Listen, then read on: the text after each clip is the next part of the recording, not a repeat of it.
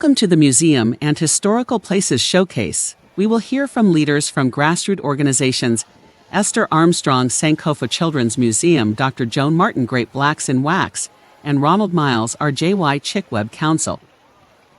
I'm Wayne Randall, Finance Editor with the National Black Unity News and host of the Finance Hour. I'm here with Ronald Mills, President and CEO of RJY Chickweb Council, Inc. How you doing today, Mr. Miles? I am doing exceptionally well, sir. I wake up every day. I know I have something to do, and I try to, and I accomplish those things. I like to hear that. That sounds like something that I do. When I wake up, I'm just grateful to be up. Thank you, sir, for that. What a pleasure it is to have you on the Finance Hour and be an integral part of this museum and historical places showcase. You know, you've been very animate with your quest to bring the Chickweb dream to life. And what I've read, you've been doing your due diligence to no avail. And for some time, you haven't been able to yield the results that you and the council deserve. And our earlier discussion a few days ago, we talked about hitting those hot topics. So that's what we're going to do. So with no further ado, we're going to get right into those hot topics. Okay. Can you elaborate a little bit on Chickweb's dying wish? Yes, here in Baltimore, we're very, very segregated. We had no public facilities for Black youth in Baltimore. And Chickweb, being a native Baltimorean, became very famous in New York. You know, he was the, I would call it drummer king at the Savoy. And he was also one responsible for the, for Ella Fitzgerald.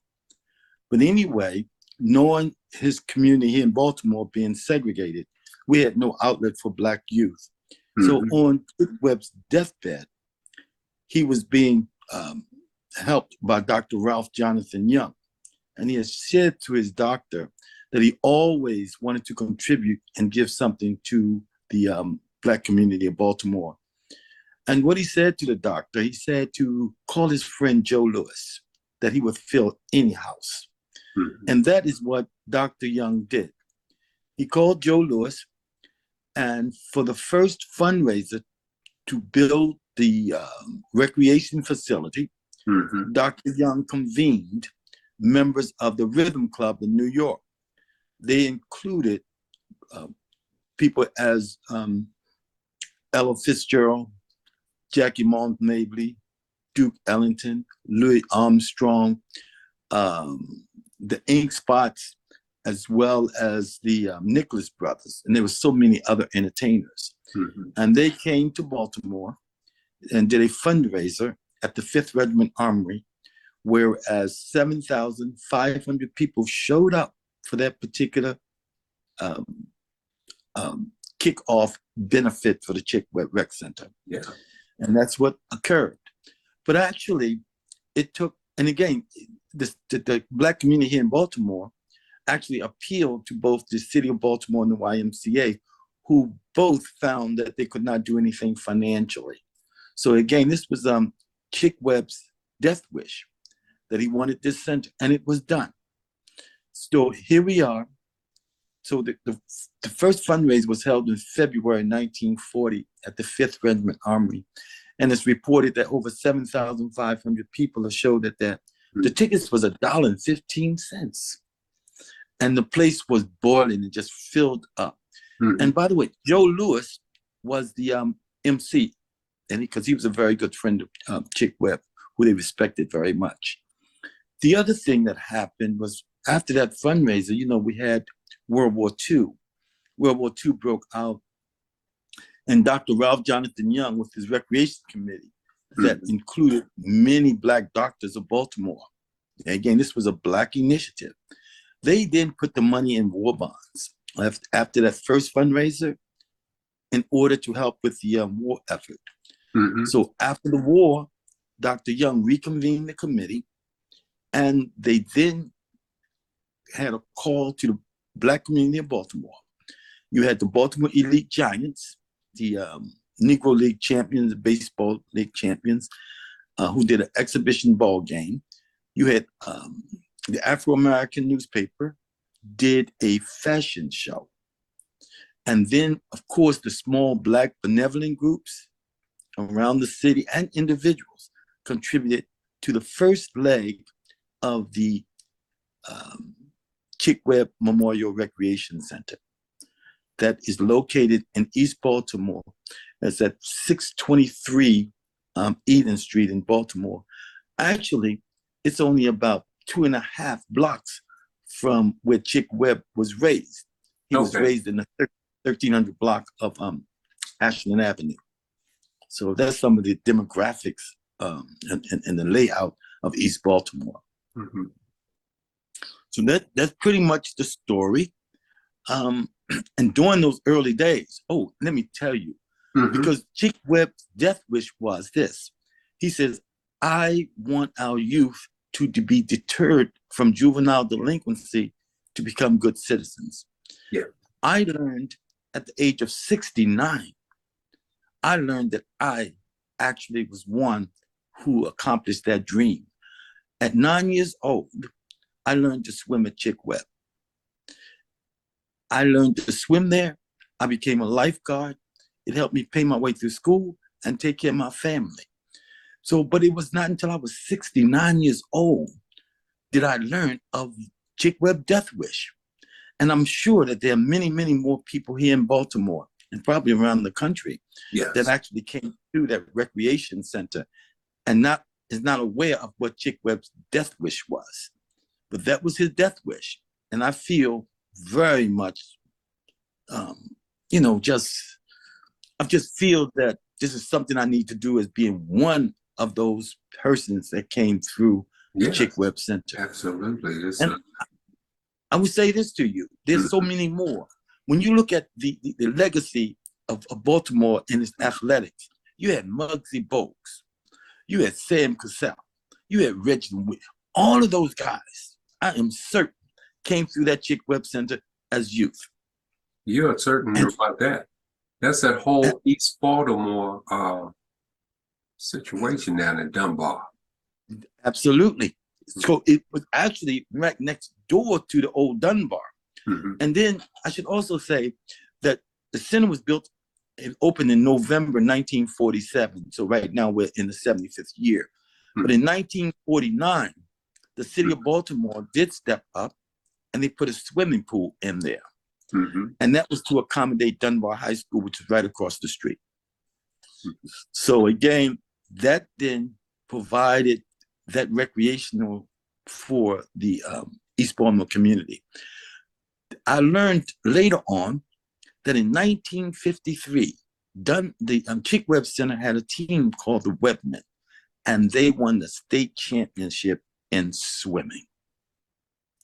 That was the YMCA and some other swim teams that the Chick Webb actually produced a championship team in 1953, and they were called the Webbmen. This is the but it goes beyond that, because back in the day, when that was an outlet for me as in recreation, that particular center had different kinds of programs. Mm-hmm. I mean, synchronized swimming. Do you believe that? They had synchronized swimming team, again, competitive swimming team. They had dance groups. We did all of our social things there at the Chick Webb Recreation Center. It's called the Chick Webb Memorial Recreation Center. Mm-hmm. But it just baffles me that here I was 69 years old before I found out the history of that center. And that was brought on me because the city is doing the city and the Housing Authority of Baltimore, doing a major redevelopment in the area. We may call it gentrification or whatever. But they were prepared to demolish the recreation center. And see, they were prepared. Do what now? Go on, Mr. Mills. On that same note, I'm going to bring some things in to help you illustrate more what you're saying. And that demolishment is what you're totally against that. Wow. Because I'll give you the story on when that leaked out for the redevelopment of the community, again, what we have there is you have a very vulnerable community. I don't undermine the intelligence, but it's a very challenged neighborhood right there in East Baltimore. It's only about a block and a half from the Johns Hopkins complex, and there's major redevelopment. They have what they call the Perkins Somerset Old Town Project. That's $1 billion redevelopment initiative. Yes. And although people talk about Johns Hopkins, actually, this is a project being done by Beatty Development and Henson Development. Oftentimes we take our eye off because they look at Hopkins as being the big gorilla. But again, you have many actors who are in our communities that's doing redevelopment. So again, Chick Web is situated within that project area. And right across the street, they recently built apartment complexes, about 1,300 new residents that's coming right across the street from the Chick Web Rec Center. Drummer, but he's also a philanthropist, where he kept people employed during the Depression. And his deathbed wish was, because Baltimore was terribly segregated, we had no outlet for black kids to go a place.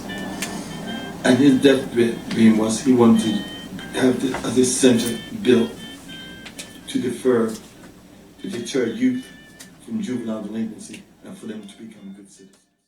Again, the alarm went out that with this redevelopment, the alarm went out that they was going to demolish the Chick Web Center. And along with that, the old Dunbar High School, they were talking about converting that to a hotel or something like that. So that put us into motion.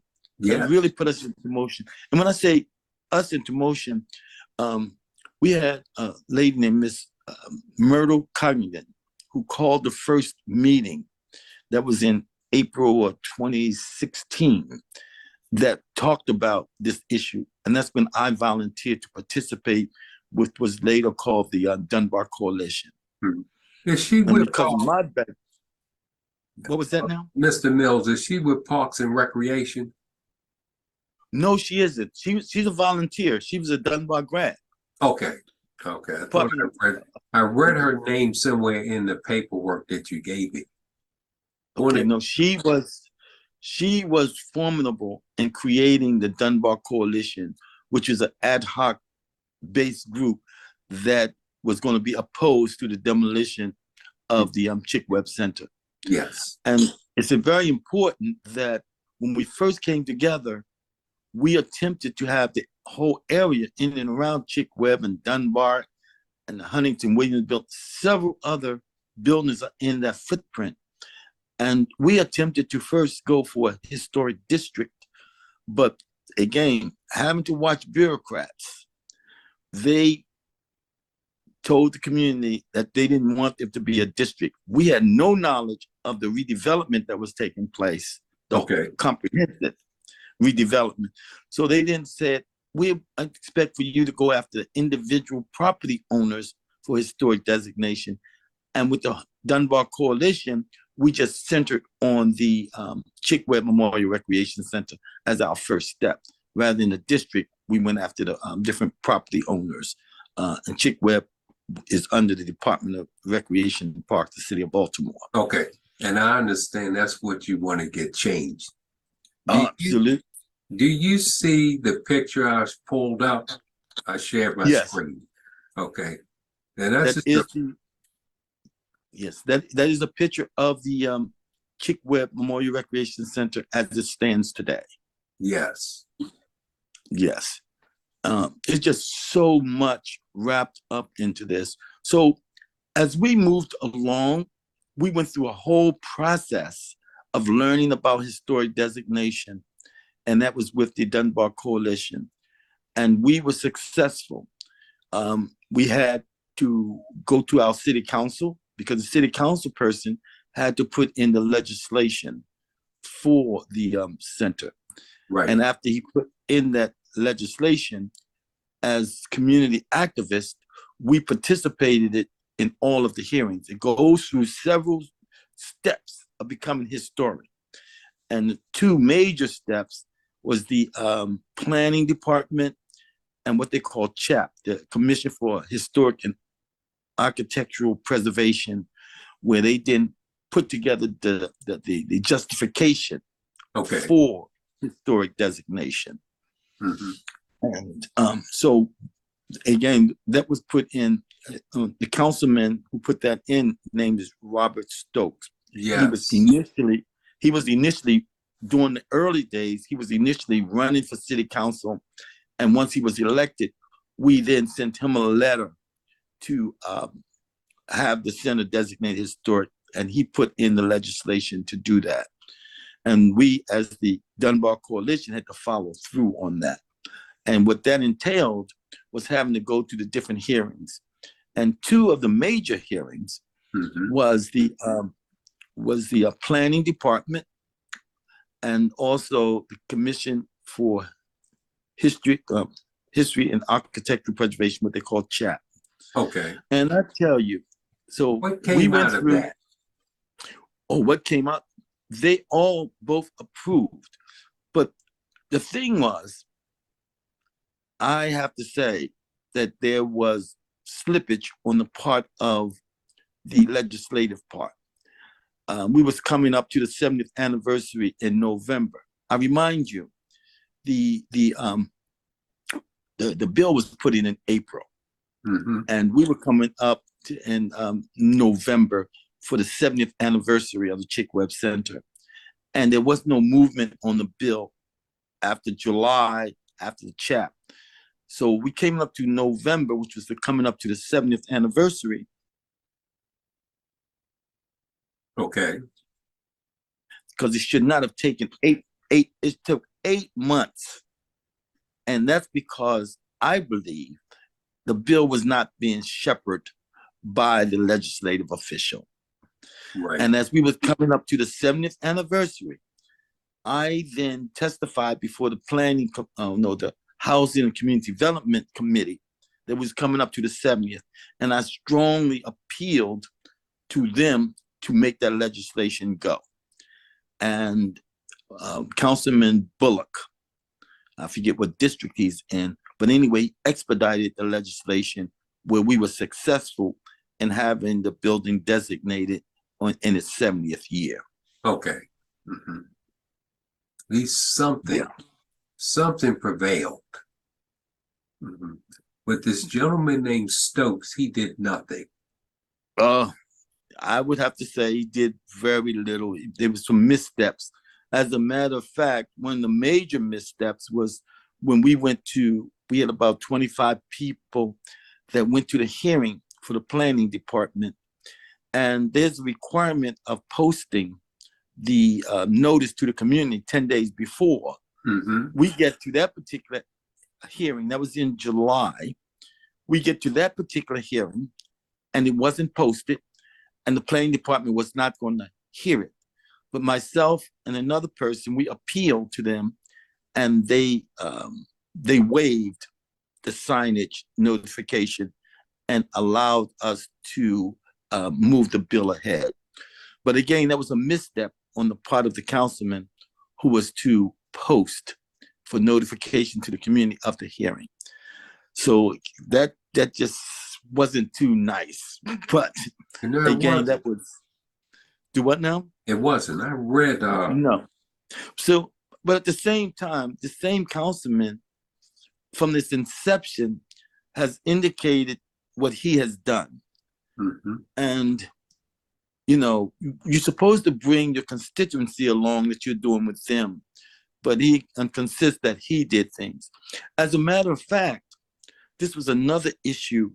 So like 3 years ago, part of the funding for the center is like $12 million from what we call the HUD 108, as Community Development Block Grant. And that's a loan of future block grant money to the city of Baltimore. And the Department of Housing and Community Development has set aside that loan at $12 million. So again, the councilman talks about he got us $12 million. However, that was a loan and it did not get approved until, what month is this? This is May. Right It now, was not, that loan, that loan was not approved until May 2023. 2023. Although the councilman was talking about he had gotten the $12 million back 3 years ago. It was just approved. And on that approval, RJY Chick Web Council, we stayed on top of that particular loan application, and we also submitted a letter of support for the city to be able to get that loan from HUD. Right. It just so much goes around in regard to this historic designation thing. And I'm not sure how far we want to go today, but with the Department of Rec and Parks have made missteps. They created what they call a working group. Okay. And RJY Chick Web Council is part of that working group. I tell you, we have to always be careful because these bureaucrats, they were coming with imposed ideas. I mean, imposed. But I tell you, we went to Morgan State University, and I mean, after the first, I think it was the first meeting, after they talked about, we're going to talk about the redevelopment of Chick Web Center. We went up to Morgan State. I got an architect student named Devin Funderburg. And what Devin did was provided us with a rendering. In that second meeting, we took RJY Chick Web Council, we took that rendering to the meeting. Okay. And you know, it was almost, to me, they almost dismissed it. They almost dismissed that rendering. But again, they asked for community input, and we actually reached out to get that particular assistance. And even though we presented that, one of the elements that was represented in it was to create an economic development component to the center for its redevelopment. Right away, the Department of Rec indicated they couldn't do it because the budget didn't allow. Not only that, the department was relying on only the $12 million from HUD for the redevelopment. We then challenged them to say, where is your money? Right. The city had no money on the table. And what we have here is what they call the, I forget the name of it, capital improvement, whereas agencies reach out for like 6-year budget as far as their facilities, as to what they're gonna do. Okay. We were aware of that process. And RJY Chick, we jumped right on that process, and we recommended to the Department of Rec to include funding for the Chick Web Rec Center beyond, it was beyond the $12 million that was allocated by HUD. Okay. Not only that, I found it very, very disappointing. Now, RJY Chick Web Council, we didn't form formally until May of 2019. And that's a whole nother story, because when I finished my work with the Dunbar Coalition, I had to take a reprieve. Yes. Because I was hurt so badly. Sure. And because I tried to share with the group that we needed to formalize rather than being an ad hoc group. And they didn't buy into that. So I took a reprieve after the celebration we did in 2017.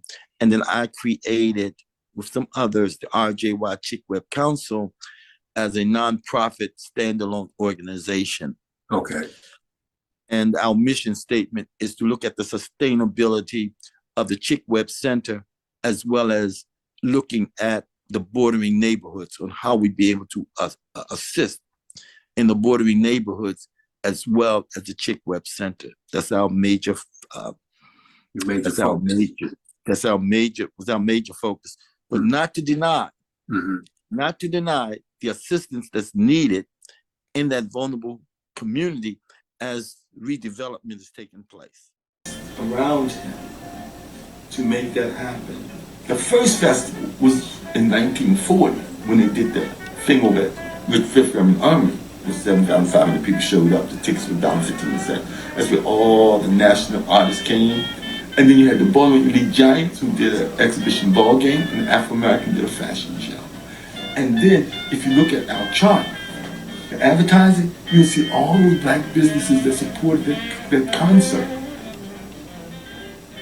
My ultimate goal is I would love for that center to get out of the hands of the Department of Rec and turned over to be managed and operated by the African American community. Back to the working group. Yeah, the working group, they were involved with the improvement and expansion, correct? Absolutely. Okay. Again, even with the different, this is what we don't understand. It's very, very complex. Because looking at the history of the Chick Webb Center, I got a low battery. Looking at the history of the Chick Webb Center, the working group had us to work on 3 projects at the same time. Our communities are in silos. Right. One community don't know about the other. Yeah, they're not talking to each other. Another portion of the project was in what they call Perkins. Okay. That's south, about a mile south of Chick Webb Rec Center. People there do not know about what's happening north. And then they had us talking about the Chick Webb Center at the same time, as well as Madison Square, which is not within the Perkins Somerset Old Town project, as 4 blocks up the street from the Chick Webb Center. And they were talking about redevelopment of the Madison Square Recreation Center as well. It was just too much for our community to absorb that. And they allowed us to have to discuss all 3 at the same time. Do you think that was by design, just to confuse things? Absolutely. Yeah. Again, looking at our vulnerable community, folks who just holding on as far as their everyday life, and to have them involved in the complexity of looking at the redevelopment of 3 recreational areas. Well, yeah, sure. That was just tremendous for our community. Sure.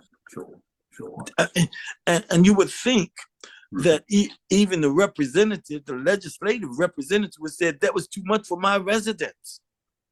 That did not happen. That did not happen. Right. No. It did not so happen. Again, with my background and my service to the community, I'm able to knit it all together. Because one thing is, a couple of things, when you look at the Perkins project, that Perkins project was built in 1942 specifically for white folk. Okay. So it took a while even before we integrated down there. I have to say it like that. And Somerset, in the same year, across from Chick Webb, was developed specifically for black folk. And Madison, where they had the dome, where we used to do competitive basketball tournaments, 4 blocks up from Chick Webb, they want to redevelop it too.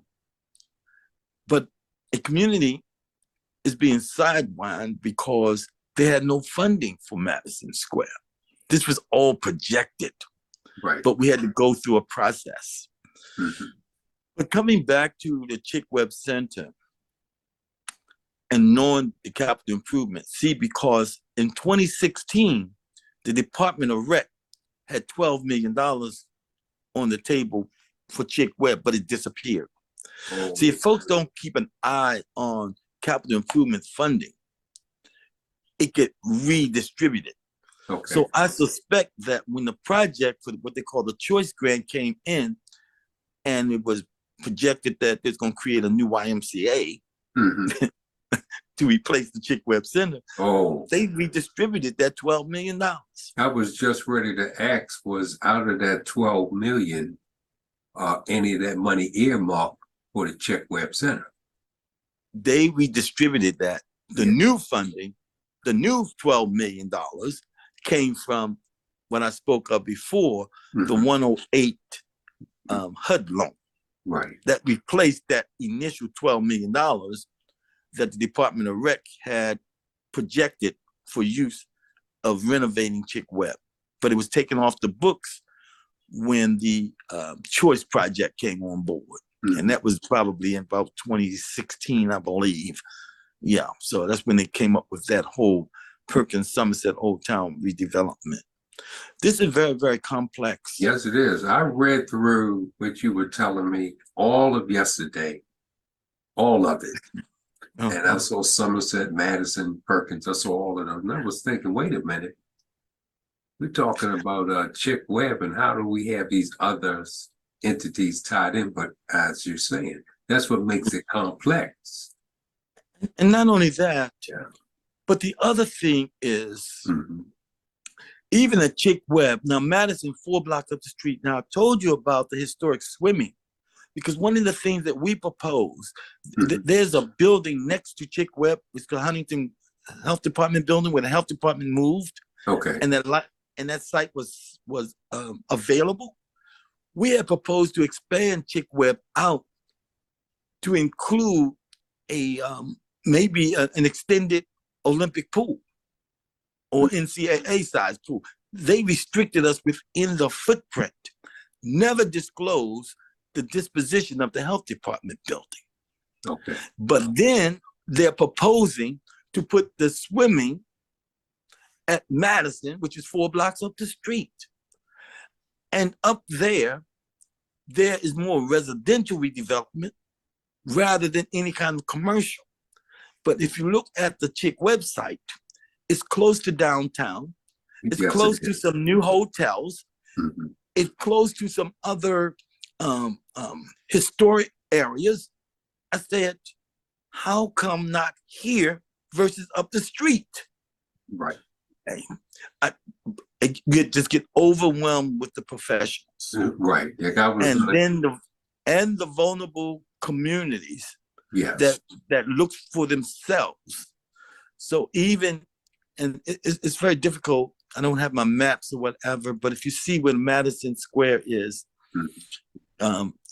so that, that's up the street. It doesn't make sense.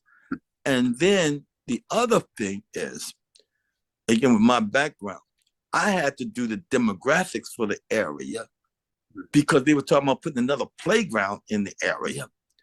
And when we look at the demographics, I think 75% are 18 years and older. They were talking about putting another gym within the Chick Webb facility. So again, we are looking at the addition not being a gymnasium, but more of a multi-purpose cultural purpose center where you can play basketball. Right. But don't be calling this another gym, because Right. adjoining that is the Dunbar High School, which has a gym. You have Living Classrooms, which is 3 blocks down the street, which has a gym, an indoor gym. Mhm. And you have Madison, where they were talking about expanding a gym. I'm saying, why another gymnasium? Doesn't make sense. No. But anyway, they have since changed the language, whereas that particular space is going to be more than just a gym, but also more maybe educational, whatever center. And another thing is, let's not continue to call this a rec center, but it should be looked at as intergenerational. The department came out with a survey during the pandemic. It was a 30-day survey. RJY, we took the 10 elements that they wanted in the center. We picked the top 5 and we circulated it nationally. When the results came in, it chose the 5 elements that the council recommended, that included a walking track, a multi-purpose center, a founder's room, a computer lab. Anyway, it's the top 5. Right. You hit all the marks. And the piece was, Right. they got results from as far away as Nevada, Oklahoma, New York, Virginia. We circulated it nationally for results. And 90% of that survey they did actually came from the RJY Chick Web Council. They had 29 hand-delivered or paper results. We had gone up to the center and actually hand-delivered 29. So I'm saying, wow, when I seen the results, I said, they only got 29 paper. We gave them that 29. Right. And then when you look at the survey, in the zip code where ChickWeb is located, 21202, 05, 06, hardly any of the survey came from that zip code. RJY ChickWeb, we was actually sharing the history with people around the whole city, and we got results from other zip codes rather than within the immediate area. Yeah. So that is the kind of work you have to do in order to offset the pre-designed and the pre-whatever from the professionals.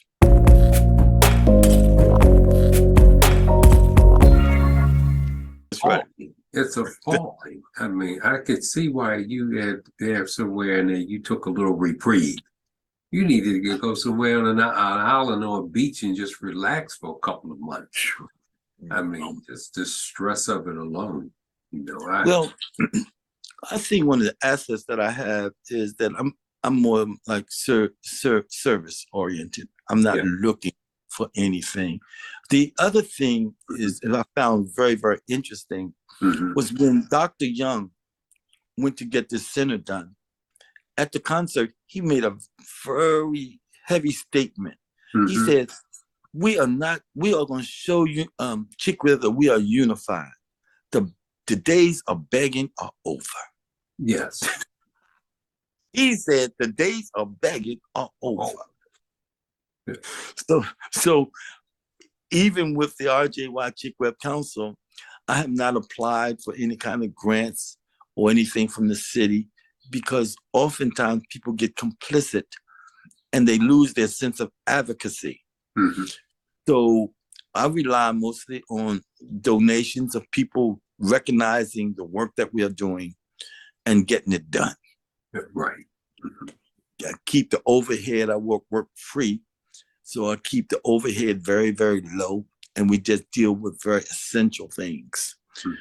So, I mean, this is a long, long story that I read all the way back to 2016, all the way up to where we are now. And like I said, Mr. Miles, we're going to do this again.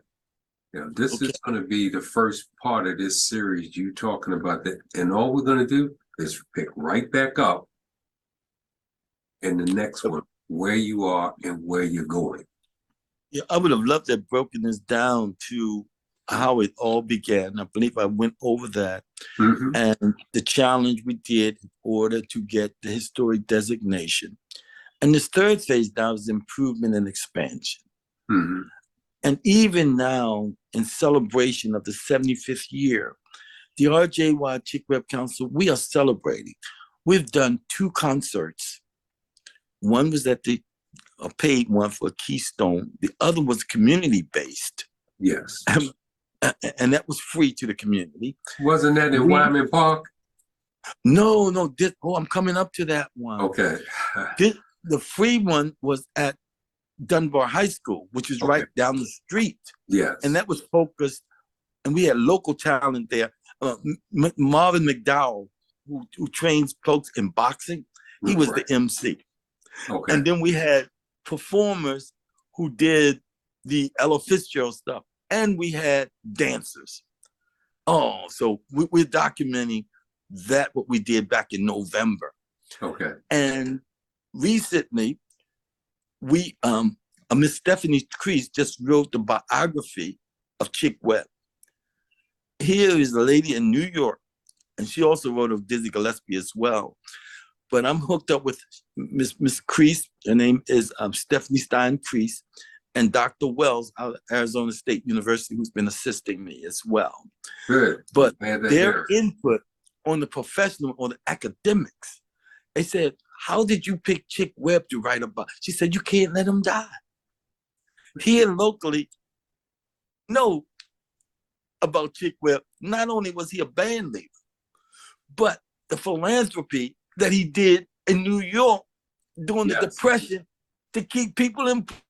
To keep people working. Yeah, yeah, that's true. He had elevated himself all the way up to that stature to be, I mean, you know, to be able to help people. He was about helping people. That's and right. then Dr. Young, I tell you, after the Chick Webb Center was built, Dr. Young went in his own pocket and actually put the first equipment in there. Ella Fitzgerald was coming back doing concerts over the few years after Chick Webb died. This is holy. This is holy a Black iconic accomplishment. Yes. I mean, and we don't know, but we're telling the story. We're telling it, and we're going to continue to tell it. And I like when you were telling me early on in this, you had list a whole list of A-listers that came in and joined. I mean, there was this whole list of who's who. Wow. And these people helped to see this come to fruition, which is really great. I mean, I can feel your passion coming right through the camera. No, really. And the way I'm going to edit this, I'm going to work that piece in that you were interviewed for from that other. I'm going to work it in because you're going to be all tied into this showcase with the Blacks in Wax, the Cultural African Museum, and we're working on trying to get the guys over at the Art Social Club. So we're going to just put you like boom right in the middle, you know. But and then that's what we're going to do. Yeah, that's another thing. Baltimore is so much in silos that we need to join in to find out all of the African American accomplishments in this particular city. I'm down on my battery. What we'll do is, because that's probably going to happen again. And this is when that's happened a couple times.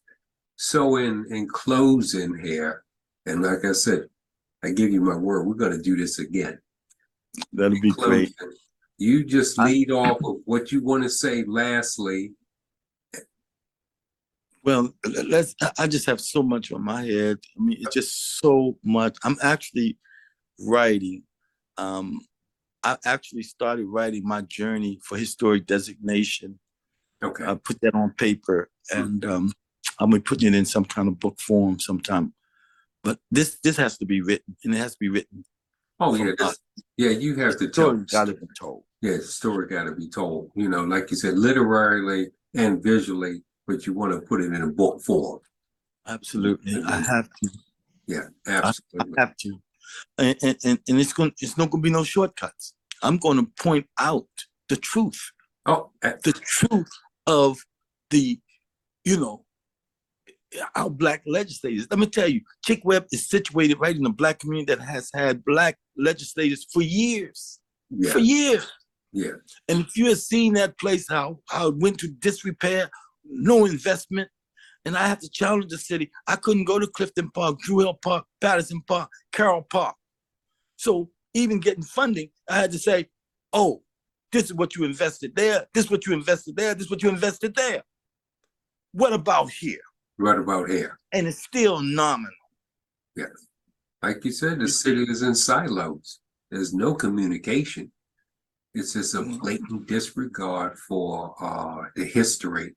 And if you don't speak up for it, they'll rewrite it for you. You know, somebody will. Someone will rewrite it for you. This is what this is about on the Finance Hour. Like David and I said, tell your own story and your own narrative. You've heard it from Ronald Miles, from RJ, Chick Webb, RJ, Ralph Jonathan Young. So although they tell me about being Chick Webb, Mr. Chick Webb, no, I'm Dr. Young. It was he who carried out that dream. It was he. And then to know his story, being the first Black commissioner in the health department, being in the health department, which is right behind Chick Webb, where they did penicillin trials and prenatal care free, because they were based right there in the Black community. So they had a laboratory. you know, but he provided quite a bit of stuff for this Chick Web Center and for the community. And they even had a rec center named after him that disappeared. They had a school named after him that disappeared. They didn't wipe Dr. Young's name off the books here in Baltimore. I know, but his name is tied to this council, though. You made sure of that. Absolutely. You made And sure of then that. you have the article where Dr. Young is sitting between Delisandro and McKeldin when the city put the money up for the swimming pool. Mm-hmm. And it was dedicated. Do you know? No, you don't know. No, I don't But know. 2 weeks after that, the Recreation Committee rescinded RJY or Ralph Young Swimming Pool, rescinded the name. So that is another piece we're gonna have to work on during this working process, that they're gonna rename that pool Ralph Young. The center, Chick Web, but the pool gotta be Ralph Young. Ralph Young. You know, they stripped it from him. See, people, Although you've they were heard going it. to dedicate. This What? this is the history, people. Like Ronald Miles is saying, this is our history. And he's making sure that the history gets out there so you'll know about it. Because if you don't know about it, it can be eradicated just like that, and you'll never know it existed. Mr. Miles, it's been a pleasure talking to you. And as I said, I give you my word, we will do this again. Okay. And you get that battery in there, get another one in there, okay? I'm gonna let you go now, okay? All right. I appreciate it. Pleasure Soon having as you you on the can, finance I'll hour. try to structure a little better so we can really tell this story. It is amazing. It's amazing. Oh, we will. It's a lot to tell. It is too much to tell. Yeah. Well, we got time. As long as we're breathing, we have time. I'm gonna get it done. Yeah. Well, I say collectively, Yeah. we'll get it done. No, nothing is done by an individual by themselves. Oh, no. No, it's always a collective effort. I'm going to wish you spread the it out. best. I wish you the best with that book. I got to get it done. Oh, yeah. You're going to. With God's Okay. help, you will. I'll talk to you again soon, sir. I appreciate you. Thank you. I appreciate you too. Thank you, I'll sir. see how you edit and do everything. Go on my website. There's a whole bunch of different ones. There are different videos when I'm walking the neighborhood, defining it, describing it. It's Okay. on there. Okay. I actually did pull some stuff down. Thank you, sir. All right. Thank you too. Okay, I appreciate you. Okay. Bye. Bye.